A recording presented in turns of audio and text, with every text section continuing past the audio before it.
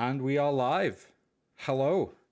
What's up, everybody? Welcome to the sort of, I guess, relaunch almost of our Steamforged Twitch channel. I'm James, community manager here at Steamforged. Today I'm with the one and only, the man, the myth, the legend, Richard August. You want to introduce yourself, Rich? I like getting you to say a few words every time. It's great. Oh, yeah, no problem. I'm the RPG person at Steamforged, and obviously I am what you need when you're relaunching a Twitch channel, because this face has launched 1,000 ships. And we'll continue to do so. I like a Mr. RPG. That's what we can go with. It's like a little, like a brand mascot. You know, like the peanut guy. That's how I've always wanted to be described, James. Yeah, like the As peanut kind guy, of but for anthropomorphic RPGs. peanut, Yeah, scurrying exactly. along the ledge. It's what we all aspire to be. We all aspire to be an anthropomorphic peanut. Like it's just how it is. Oh, but yeah, so we've relaunched the Twitch channel today. So this is our first stream on Twitch in a while, in a good while actually. The last few streams that we did on Twitch were mostly playing over myself there for some reason. The last few streams we did on Twitch were mostly last few streams we did anyway were mostly on YouTube. We mostly did a bunch of stuff on YouTube over the past few weeks, but we're here to make a home on Twitch now. We'll be frequently on Twitch. You can get ready to see regular streams. There should be at least one stream a week, probably more as we get going, as we get more into it. You can expect to see a bunch of different stuff, from gameplay to painting to live Q&As like this, chats in general about certain aspects, certain games, bunch of different stuff. And as well, if there's anything that you would like us to do on Twitch, anything that you'd really want to see, something that's, you know, it's sat inside your head, you're like, I wish SFG would do this. I wish they would do this like live on stream. Drop it into our Twitter comments, or even better, you can join the Discord. We have a Discord button right below the stream. Right down there, if you want to click on the big button that says Discord, that'll send you straight to the Steamforged Games Discord. You can join us in there, chat in there. What's up, Rich? The only thing is I won't do topless, so don't ask for it, people. There won't be any of that. I might. I'm probably going to avoid it, but it's not doing it. The fans want, you know. But yeah, we've got a bunch of different stuff in the Discord as well. A bunch of different channels for all the different games that you guys play, games that you might want to talk about, places to share minis, all that kind of stuff. And we'll be in there chatting to you guys. You got any questions as well, just in general, feel free to pop them in there too. But yeah, we'd love to have you in the Discord button down below. And yeah, we're here on Twitch, so if you want to follow the channel, you'll see more of this kind of stuff in the future.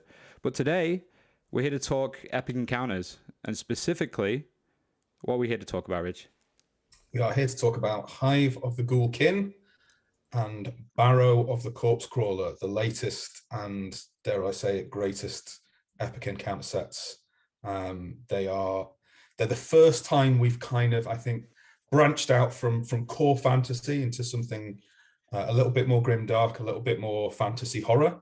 And I'm really, really proud of them. The minis, as ever, are stunning, and the adventures are, I hope, wholesomely gruesome. Wholesomely gruesome. That's a great way to put it. Wholesomely gruesome. That's a great way to put it. No, I love it. Looking at the minis as well, I'm a big sort of like, I'm into horror and sort of, you know, like that, you say grimdark kind of stuff. I love it, man. Those ghouls, they look like they're going to rip you apart. It's great. They're super, super cool. Horrid. Yeah, they are. And speaking of, actually, we got a quick little trailer to show you here, just to get you in the mind space of what we're talking about today, and how sinister these Ghoul-kin are. So I'm going to run that trailer for you now.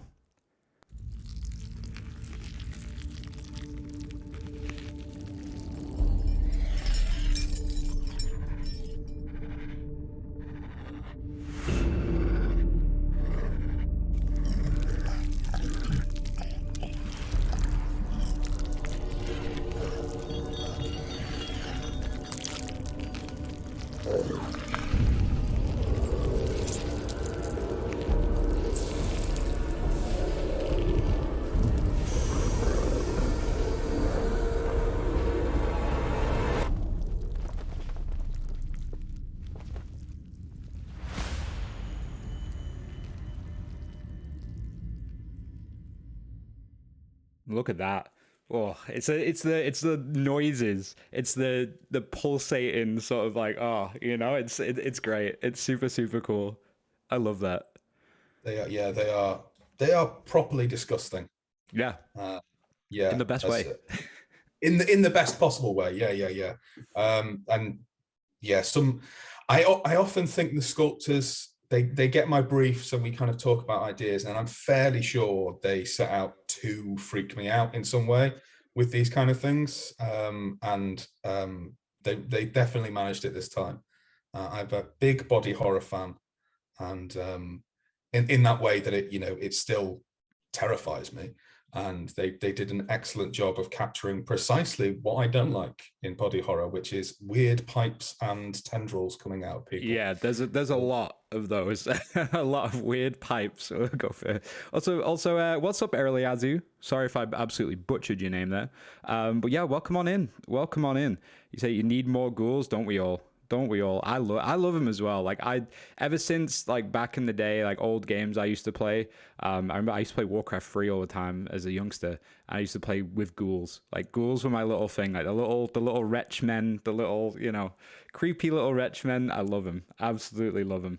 And we will be fielding your questions today, by the way. So if you guys got any questions in chat, anything that you want to ask Rich about Epic Encounters as a whole, or specifically about the Ghoul-kin and Corpse Crawler, let us know. Pop a question there. We'll get to those in a bit. But first of all, Rich, I want to get like a bit of a flavor to the set for you, a bit of a lore introduction. Like what are we thinking about here? What's the atmosphere around the Ghoul-kin and the Corpse Crawler? So it's definitely one of creeping menace, of a kind of demimonde, of another world just beneath the surface, where all the kind of the veneer of civilization is stripped away, and you are face to face with the horrifying realities at the core of all things. And for anybody who that sounds familiar, it's very, very influenced by H.P. Lovecraft's take on ghouls. So in the stories, Pickman's Model and the Dream Quest of Unknown Kadath, there's ghouls are this kind of parasitical society, feasting on the remnants of humanity, and laughing at us as they do so. That our death is a joke for them, because it's their food source. So I wanted to capture some of that. I wanted to capture some of the kind of there's also a lot of kind of old Hammer horror. So the way the Ghoul-kin's leader works is there's quite a bit of Dr. Frankenstein in there, and he's sort of trying to evolve the ghouls forcibly. But obviously, as with all epic encounters, there's a lot of different approaches, different ideas, different alternative takes on how you can weave them into your campaign. So I don't want to suggest that there's only one take on here, but my view of what ghouls should be and how they work is very focused on them as this kind of this repellent little kind of vestigial skin tag on humanity's on the kind of humanity's rotting corpse. There you go. There's a tagline for it. That's an incredible tagline. I love that. Yeah, exactly. It's like it's almost like comedy theater for them. Like death and decay is just part of the job. They just love it. Yeah, that's awesome. Exactly. In their weird tunnels underground, watching us, waiting, stealing up from the ground to take the corpses as we put them into the ground. It's almost like it's almost like a drive-through. Basically, a funeral is essentially a ghoul's drive-through. That's fantastic. That's a great way of putting it. And what about the Corpse Crawler? Where does the Corpse Crawler fit into like the ghouls, like their group? Are they friends with it? Yes. Well, they're friends with it in the sense that they're both consumers of the dead. They're both carrion eaters, and so again, with epic encounters, we always have different lore approaches. One of them, and I think the one I kind of cleave to possibly, but this is again because of my H.P. Lovecraft thing, is that they kind of see the Corpse Crawler as a god, and that it's they're ever growing, ever expanding, and potentially one day a Corpse Crawler will reach such a size that it will swallow the whole world. And if you're an HPL fan, you'll know that's kind of similar to the dolls or the bowls in his universe's conception, these vast worm-like things. But then, there's also a lot of Dune tied up in there with Shai Hulud and the Maker and stuff. So there's lots of different approaches, lots of different ideas about what the Corpse Crawler could be. What it should always be is thoroughly repellent. And I think the mini really, really captures that. I'm pretty sure that was Tom Lishman who sculpted that, and he did an amazing job of really, really creeping me out with it. So he deserves much praise for that. And I think it will creep everybody out of the table as well. Yeah, it is an incredible mini as well. I see Tom in the chat. Hello. Hi, Tom. Good to see you. And yeah, I was thinking as well when you were talking about the sort of like, this giant repulsive sort of almost worm-like creature. I think there's something just innately terrifying about these creatures that don't have like a face, like they don't have eyes or anything like that. It's just their whole thing is just I want to eat, like I want to devour, I want to kill. Like there's no humanity to it. It is just a giant repulsive machine. I completely agree, and I think there's kind of senseless, remorseless consumption is scary, and I think it works really nicely with the ghouls, because you've got this kind of they have the ghouls are like an inversion of human responses and attitudes towards food, where we're very selective about what we eat most of the time, and we have things we won't touch, foods we won't deign to even consider, things we even if we were hungry we wouldn't take out the fridge, whereas ghouls are the complete opposite. So they're kind of the inversion of our predilection towards gourmetness. And then you have, coupled with them, this creature that will eat anything and eat everything and remorselessly slither towards you, looking to consume you. And I think that's a good, that kind of friction between the thematic ideas of creatures is what makes for a good combo set in Epic Encounters. So I think it is in the same way that you've got kind of the rambunctious goblins who are, they're kind of cruel and predatory, but also silly in the labyrinth that the goblins are, and then this very, very thoughtful, deliberate creature in the spider tyrant. I think you've got it's a different tension, but that tension between the two sets is really valuable. So when we're coming up with ideas for sets, that's something I'm very keen on, is making sure that we provide two very different experiences. Because what you don't want, I don't think, is a pair of sets where, say, something like you wouldn't say want Ifriti, you wouldn't want genies and then a big spirit monster, you wouldn't want a planar creature as well, because then you get two of the same thing. You want something offering a different feeling, a different challenge, and I think that's what you get here. You get the ghouls who have this kind of parasitical, contrary civilization to ours, is that they are smart, they do work together, they have a society, and then you have this bloated, gnawing creature devouring the entrails of the earth that has no brain. It simply exists to feed. And that division, that disparity, is exactly what you want, I think, to capture players' imaginations and to provide a really interesting comparison if you do combine the two as a kind of ongoing game. Yeah, it's a potent combination. I mean, it's really, it works together. It works really, really well together. And you touched upon a little bit there, the sort of like general ideas, like sort of ideas behind the set. Do you want to go a little deeper into that? Like, what inspired this as a whole? Where did this come from as an idea? So the Epic Encounters kind of development is usually quite collaborative. Because when you've got a team of amazing sculptors who have really interesting ideas, that's what you want to draw on those ideas. So a lot of the time we kind of have a loose theme. We'll say, okay, we're going to do ghouls, for instance, and then we're going to do then we're going to do a corpse crawler.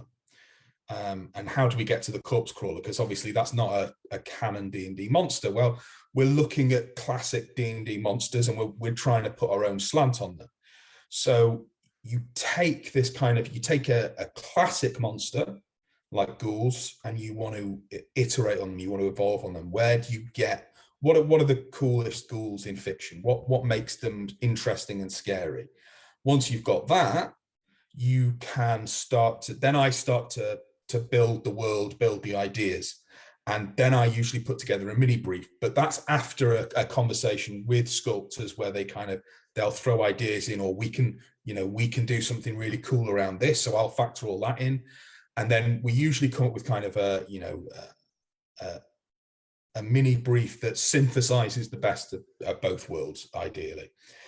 Once we've got that, then it works into the adventure, and the minis are usually being kind of built at the same time. So everything's working together, everything's working towards the same goal. So in this instance, I knew it had to be underground, because that's where ghouls are, and epic encounters never put players in strong situations.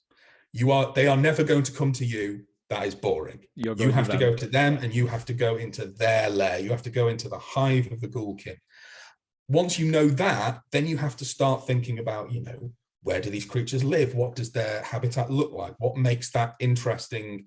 Because, if you live in a world like Dungeons and Dragons, where you're going to be attacked by, heroic adventurers, quote unquote, every couple of days because they want gold and experience, you're not going to just, sit there idly and wait for them to hack you apart. You create an environment which suits you and which is antithetical to them. So you have to, it's a kind of a process of thinking through different options, alternatives, and trying to present something that's both thematically consistent and in terms of gameplay dynamic and interesting. It has to be challenging. It has to give different interactive options. And then, of course, by this point, we have an idea of what we want in an epic encounter. So it also has to suit the formula we've come up for. So there's a lot of different competing influences and feelings that are kind of, tugging the adventure in different ways. And it's a matter of trying to walk, bring them all together, coalesce them into something useful, and then direct it. Awesome. I hope that like doesn't really answer your question. But, no, I mean, it answers a lot of questions that I had. I like it. It's nice to know the sort of general ideology that you go in with looking at these things. As you say, I mean, in these kind of worlds, usually, a lot of the times, you're the adventurers, they're going to go slay these beasts. These beasts, as you say, are probably just like, oh my god, again, so I like the idea of that sort of thinking, no, well, how would they actually live if that was a threat to them and their home constantly? They wouldn't just be sat there with a little blanket on, just snacking away, going, oh, all right, here we go again, time again, boys, off we go. I like that. That's really, really cool. And speaking of the minis as well, we briefly touched on the minis. Do you have a specific favorite yourself? Whether that's in terms of the model or even the rules. In terms of the models, my favorite is the Stalker. Now, if you look at the preview images and everything, it's the one that's kind of on all fours with really spindly, spiky legs. That's because I am fascinated and terrified by things which don't move right, things like puppets, and I conceptualized that mini. That one was one I had a very strong idea of, which was that it should have really spindly legs and it wouldn't move right. Its limbs would operate at weird angles, like they would be hinged backwards or something. So I knew I find that idea particularly disturbing, and that mini really, really captured the essence of what I had in my head. And I think that was actually a kind of case of just a happy accident, as in that I'd kind of said, this is the kind of thing I have, and the mini team, as they always do, comes back with something which is even better. And it really, really, I can just see how it moves in my head, and it's not right. And I know I can't communicate this any better. I'm sorry, it's very ill described, but basically, its legs will be splaying out at weird angles, so it will be moving deceptively quickly. It doesn't look when it's moving like it should be able to. If you're going to DM this is how I see it in my head, and it will kind of scuttle towards you, almost like for anybody who's seen The Exorcist, Reagan scuttling down the stairs backwards, kind of arched over backwards. That's how the Stalker moves, and I hate it. No, I completely agree with that. Anything that like shambles or, you know, stuff like that, or it's just it's not entirely moving right. It's not walking towards you. It's not even like sliding or flying towards you. It's kind of just contorting itself in a really weird way. Like, yes, exactly. Yeah, that always freaks me out. Yeah, no, I agree. But that's great. That's great for a set like this. Absolutely. We are taking questions, by the way, if you guys have any questions. I know Steve said, Rich answering questions before they're even asked. Yep, he's one step ahead of the game. What I am here to do. Exactly. But yeah, if you have any questions, drop them in the chat. More than happy to answer them. What's up, Charlie? How you doing? We've got a question here, I think. Interesting to see you talk about a purposeful disconnect between the boss sets and minion sets. I've recently been using structure as inspiration creating my own content, but I would likely have a greater connection between the two. How do you approach ensuring you keep them different but connected enough to make sense together? Yeah, okay, that's it. See, I wouldn't say disconnect. I would want to focus on a fruitful thematic contrast. Is that you do want them to feel sense together. You do want them to make sense in a single habitat, and in terms of how they live, what they exist to do, what is their purpose, how do they ensure their continuance. But at the same time, you don't want that challenge for the players to be the same, and that's really what I think I mean. Maybe I expressed that badly. So that with the ghouls, you've got they're quite sophisticated. They're quite, so when I call them a hive, that's because their different types fill very specific roles, and they are designed by the ghoul chieftain. I can't remember what term I used, but let's go with that for now. To fulfill those roles, they've been kind of genetically modified almost. When you've got something that's very, very specific like that, that their function is designed, you don't want to repeat that in your boss monster, because then you've just got two of the same kind of fights. You've got two of the same kind of sets of imagery to choose from.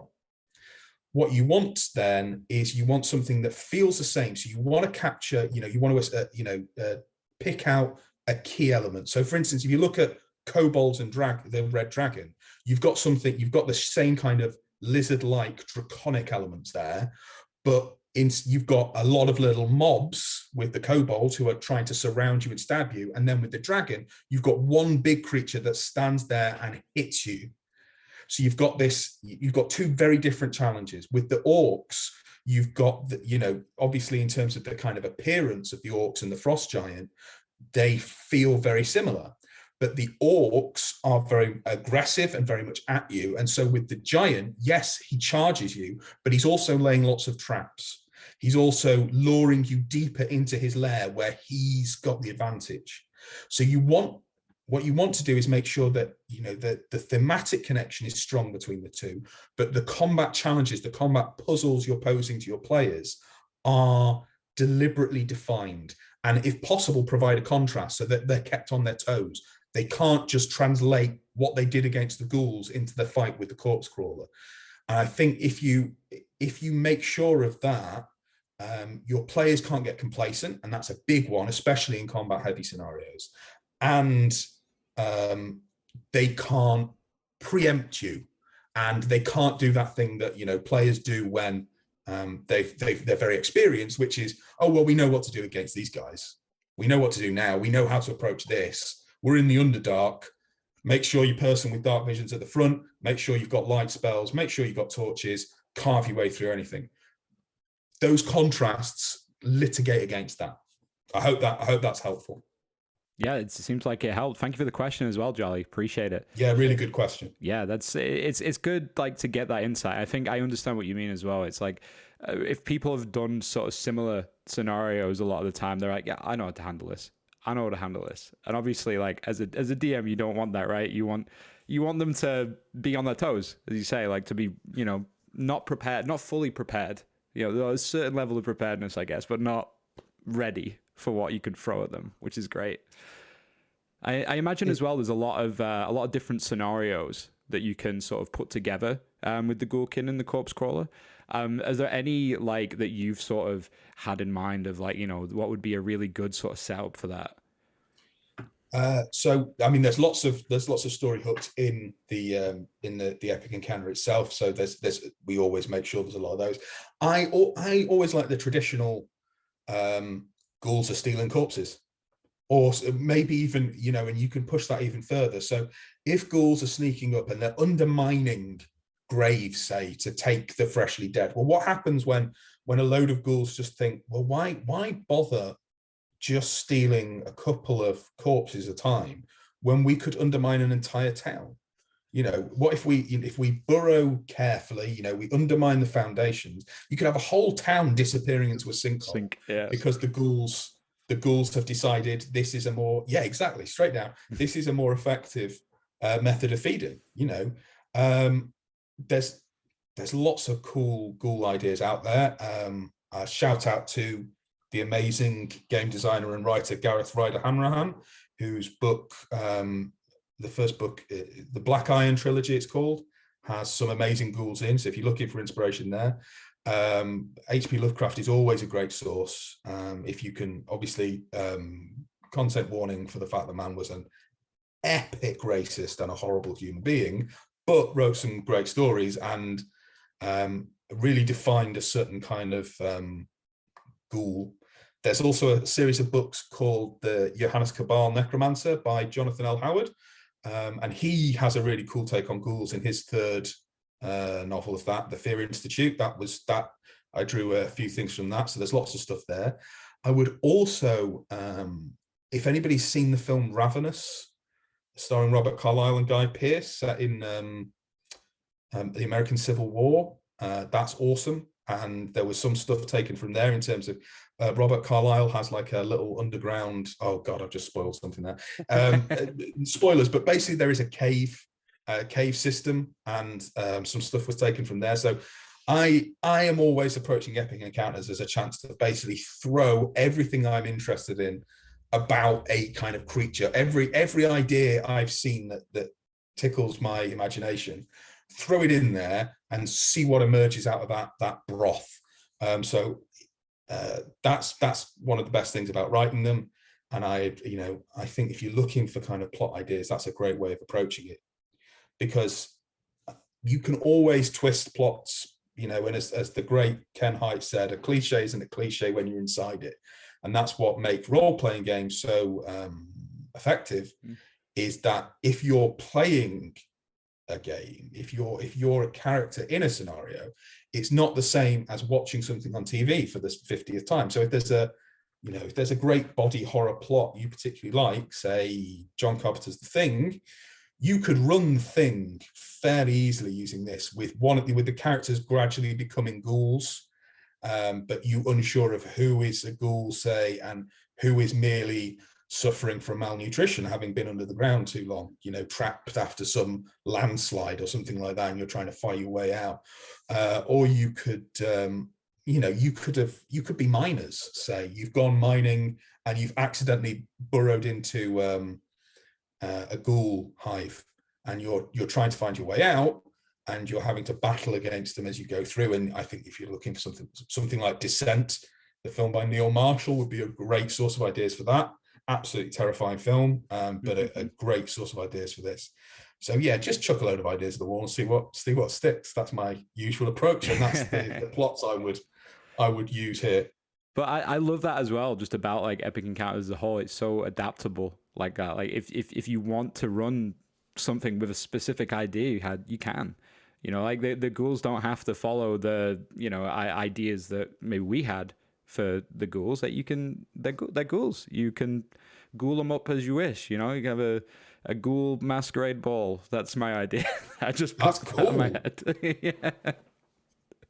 Oh yeah, masquerade ball, where all the ghouls have come clad as, clad in long cloaks and masks to hide their kind of, their vaguely rotting inhuman features, but are slowly picking off the fringe guests and then replacing them with other ghouls. Those costumes are being placed on other ghouls. That would be fantastic. That'd be a great scenario. I love that. See, hey, full of ideas. Yeah. I like that though. We should do a stream where we just sit and I'll just fire off like 2 words and you come up with a scenario based on those words. I would be surprisingly up for that. That would be very, very fun. But yeah, I love that that's sort of just, that adaptability and just how creative you can be with these sets, especially with they look so good as well. They look so good, and they'll look amazing as part of any sort of like tabletop game really that you're playing. Speaking of the sort of like scenarios and stuff, are there any specific like models in this set, like any minis in this set that have rules that you think are particularly like interesting or particularly like vicious even? The bulwarks, and you can just see them over my shoulder there. I think that. Oh no, is that the wrong shoulder? Yeah, wrong shoulder. These big guys. They are particularly nasty and particularly difficult to get past. They're kind of the Ghoul Prince's. They're his last line of defense and his shock troops. So they are particularly tough, particularly brutal, and they will take lumps out of you, especially if you approach them head on. You really need to try and kind of get in around them and avoid letting them charge you as a line. There's also the Spitters, who are the ghoul artillery, and they are what they sound like. They spit great wads of phlegm and acidic bile at you, and they can really do a number on the ill-prepared. I'm really pleased with those. I think the minis look great, and I just think that's a really cool idea. It's definitely very Starship Troopers-y, but with a kind of a thin skein of ghoulish horror over the top. But yeah, I'm proud of them. They're really cool and pretty nasty if you're not expecting them. Yeah, I mean, anything spitting flesh and bile at you from from a distance is probably not the kind of thing that you're going to be too prepared for or want to see coming towards you. No, but that's great. That's awesome. We don't have any additional questions in chat at the moment. But I guess is there anything additional you'd want to mention about the set, Rich, before we? I think the Epic Encounters line is going from strength to strength, and I think this represents a real kind of a high watermark for what we've done so far in terms of interesting adventure design, in terms of truly fantastic and evocative minis. I think the maps for this are really cool and really kind of the unpleasantness, the kind of textural, tactile unpleasantness of the adventure really comes through in them really well.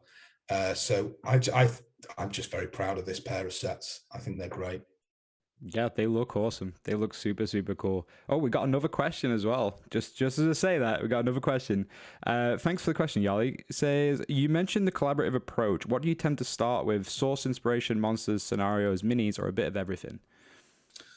It is a bit of everything. So usually it starts with what's a cool Epic Encounters monster. So, for instance, let's just take the ghouls. We knew fairly early on in the lifespan of Epic Encounters we were going to do ghouls one day, and so when I know they're coming up, I sit down and I think through what are my favorite ghoul media, what ideas do I want to bring to the for the ghouls, what do I want them to feel like, what do I want players to encounter, what kind of models do I see. Then we come into a big chat. We sit around, most of the sculptors are there, all being well, and we kind of go, what about this idea, what about this idea, is this doable, is this feasible? Because obviously I might want ghouls wearing Roman legionary armor, made out of bone, that might not be possible to sculpt in any kind of, or produce in any reasonable way. So sometimes, I get pulled back or other people get pulled back. One idea I had recently, which I wasn't allowed to do, and I will keep going on about this because I'm fairly sure if I do, I will one day get it, was people riding giant gorillas as cavalry.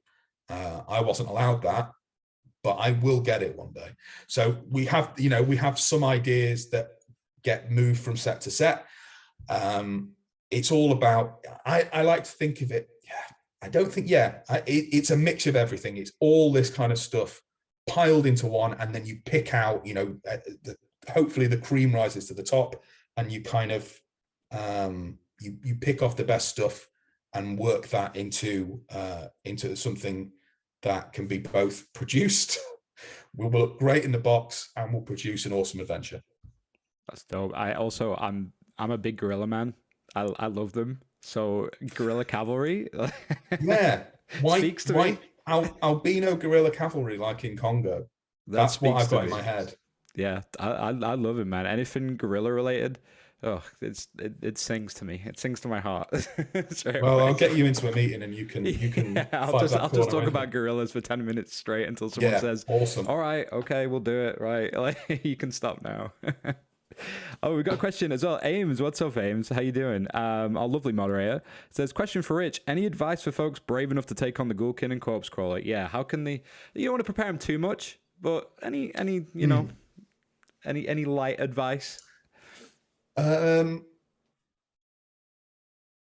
Be prepared for how fast they all are. They're surprisingly quick. This isn't kind of, you're definitely not facing zombies. Just because they both like to eat brains doesn't mean they're going to shamble towards you in a line and allow you to hack them to pieces. They're fast moving. They're going to try and flank you. They are not going to let you settle. So players need to be on their toes here, basically. They really need to be, I suppose ready for anything is probably too broad advice, because really I would hope any D&D party should be, but I think not expecting an easy fight is probably the best stuff. They're really, it's a nasty little box set. As to the Corpse Crawler, run away. Yeah. Run away. Keep it at a distance. Keep it at a distance. Do not let it get close to you, because one of the things about the Corpse Crawler doesn't have a huge amount in the way of ranged weapons. Not saying it's got none, but it doesn't have a huge amount. So keeping it at a distance is a really good idea. If it gets close to you, it's going to eat you. It's going to eat your face. You're going to be food before you know it. Delicious, great advice, though. Great advice. Just avoid it at all costs if you can. Yeah. Stay away from it. Eri, did you miss anything vital? If you want to check out later, you'll be able to see the VOD of this Twitch stream. It'll be here on the channel afterwards if you click on the videos tab afterwards. I'm sure we'll also get this uploaded to YouTube as well. So whichever platform you prefer, you'll be able to check it out. You'll be able to watch through the VOD again. Also, I looked up, he said, I don't know how to pronounce this right, Balgura themed set. I looked up what that was and I was like, that's my jam. I just looked that up there. I mean, who doesn't love Redford gorillas? Because I'm a big fan. I don't know what the. I mean, I am gonna get gorillas, evil, nasty gorillas in a set one way or another. Whether it's through doing it as Bargora, whether it's doing it as cavalry, whether it's, I don't know, somehow managing to persuade Planet of the Apes that what they need in their lives is a 5e compatible box set. That'd be incredible.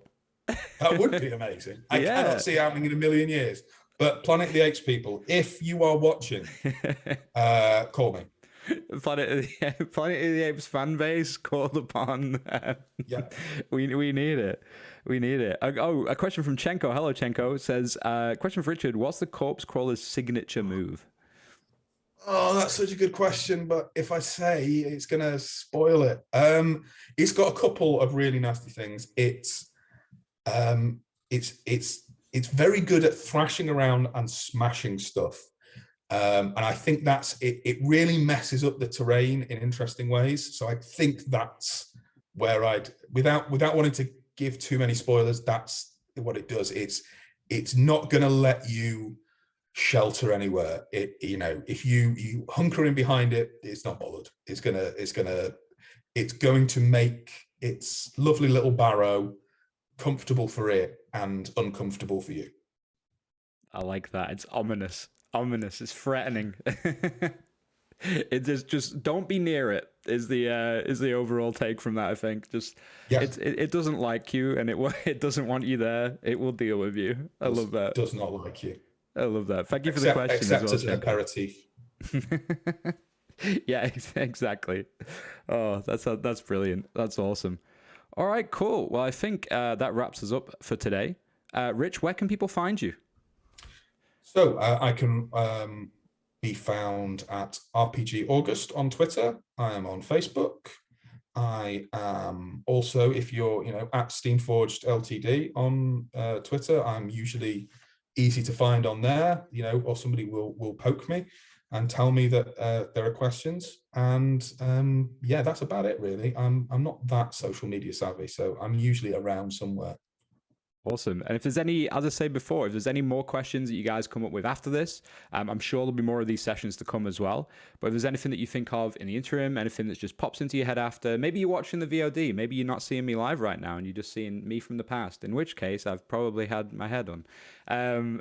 You can check out our Twitter account, Steamforged Ltd. You can message us on there if you want. We have a Discord channel. The Discord button is right below the stream. If you click on that button, you'll be straight into the Discord.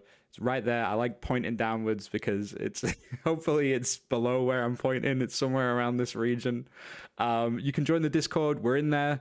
We have a bunch of different chats for a bunch of different games. You can hop in, ask questions, talk to other folks as well. Talk to other people that are interested in the games you're into. Who knows? Maybe you'll end up playing together.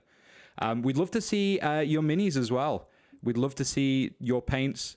When you get a hold of the Epic Encounter sets, we'd love to see what you do with them, what kind of adventures you've been on, what kind of, paint setups you've done with it, all that kind of stuff. And you can also pre-order the Ghoul-kin and the Corpse Crawler right now. I believe there is a link in chat.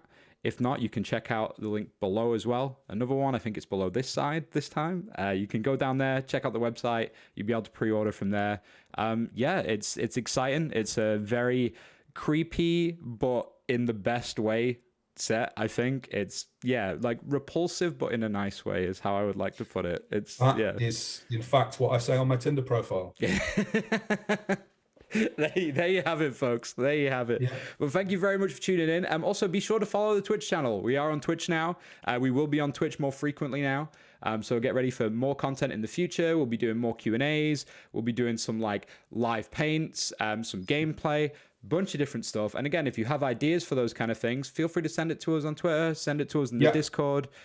We'd love to hear it. We'd love to hear what you guys want to see. But yeah, thank you very much for tuning in today. Amy, thank you very much again for posting the link in the chat for the pre-orders. Thank you all very much. Great questions. Great chatting to you as always, Rich, as well. Some incredible insight. We will get those gorillas. They will happen eventually. They will. They will. Promise. Right here. Promise. Fingers crossed. It's going to happen. I'm going to leave you with the trailer for the Corpse Crawler as well. So stick around and check that out. It's a monstrosity, and it's great. It's awesome. Well, thank you very much for tuning in, everybody. We'll see you next time. Thanks again, Rich, and see you soon. Bye guys. Bye guys.